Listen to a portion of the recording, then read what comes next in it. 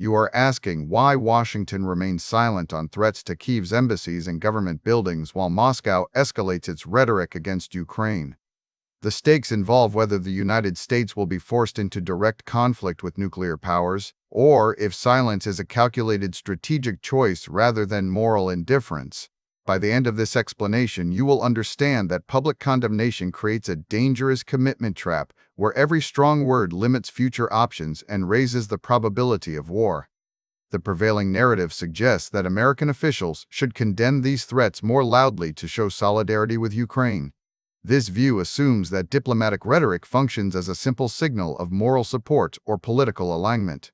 In reality, statecraft operates on a far stricter logic where words are not just expressions of opinion, but binding commitments in the eyes of international law and military strategy. When a superpower publicly declares that an attack on specific targets is unacceptable, it effectively draws a red line around those locations. If that target gets struck despite the declaration, the declaring nation faces immense domestic pressure to respond militarily or risk losing credibility for all future deterrence efforts. Consider how this dynamic played out during previous Cold War crises. Every time Washington issued a formal statement defining specific actions as crossing a threshold, it narrowed its own freedom of action in subsequent weeks and months.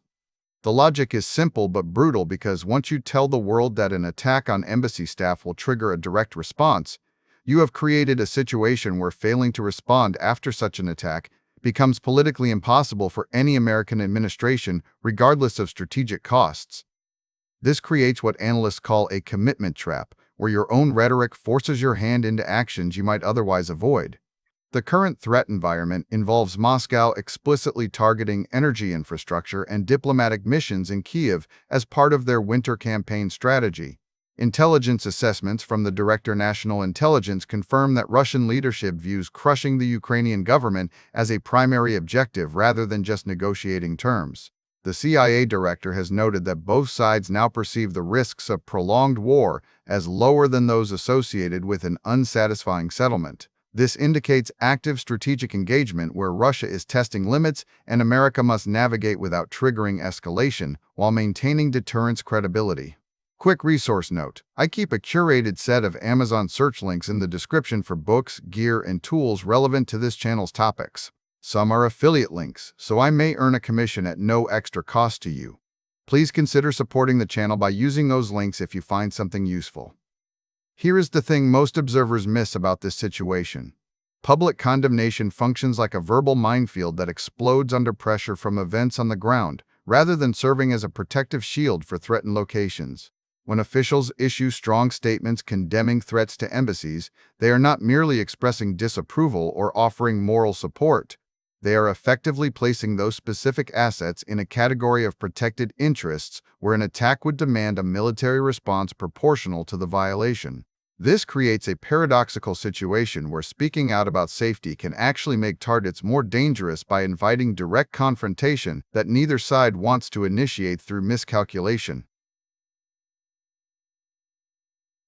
The intelligence community has been clear since 2025 regarding Russian intentions.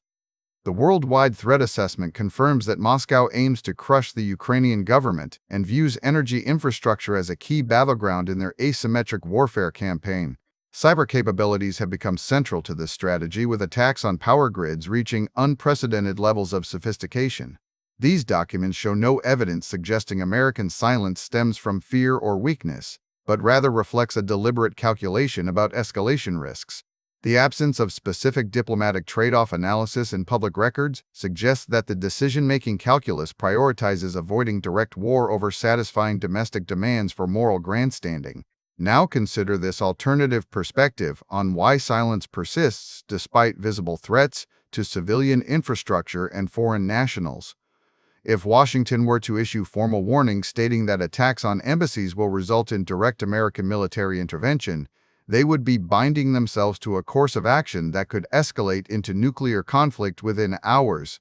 The cost of being wrong about the threshold for war is too high when your adversary controls the timing and location of strikes. This does not mean America has no response options, but it means those responses must remain calibrated outside the realm of automatic retaliation triggered by public statements.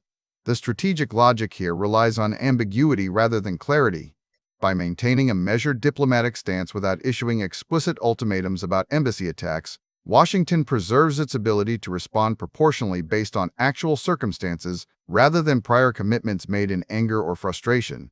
This approach allows for de-escalation channels to remain open even as threats intensify and violence escalates against civilian targets. It is a difficult balance because it requires tolerating visible aggression without triggering the very escalation one seeks to prevent through deterrence. The data from recent years supports this interpretation of strategic restraint rather than passivity. Intelligence reports indicate that cyber capabilities are being used with increasing frequency against energy sectors and communication networks in Ukraine. These attacks serve as a form of coercive signaling designed to test American resolve without crossing thresholds that would trigger direct military involvement. The absence of explicit condemnation regarding embassy threats suggests that officials have determined the risks of escalation outweigh the benefits of public moral posturing. This brings us back to the core question about why silence appears so striking when violence targets diplomatic missions and government buildings. The answer lies in understanding that commitment traps are not created by actions, but by declarations. Once a leader publicly commits their nation's military resources to defending specific locations, they lose flexibility in how those assets can be deployed or withheld based on evolving circumstances. In high-stakes geopolitical conflicts where nuclear powers are involved, maintaining strategic ambiguity often serves the interests of peace better than making binding promises that could force unwanted war. The ultimate insight is that silence in this context functions as a form of deterrence rather than an absence of policy. By not drawing explicit red lines around every threatened location, Washington avoids creating scenarios where minor incidents trigger major military responses. This allows diplomatic channels to remain open for crisis management even as the conflict intensifies and threats escalate against civilian infrastructure. It is a counterintuitive approach that prioritizes long-term stability over short-term moral satisfaction, but it reflects the harsh realities of great power competition in an era defined by mutual vulnerability. Thanks for watching all the way to the end. I am a one-person team working hard to make each video better than the last. Subscribe if you found value. It is the best way to show support. Drop a comment with your biggest takeaway. See you in the next video.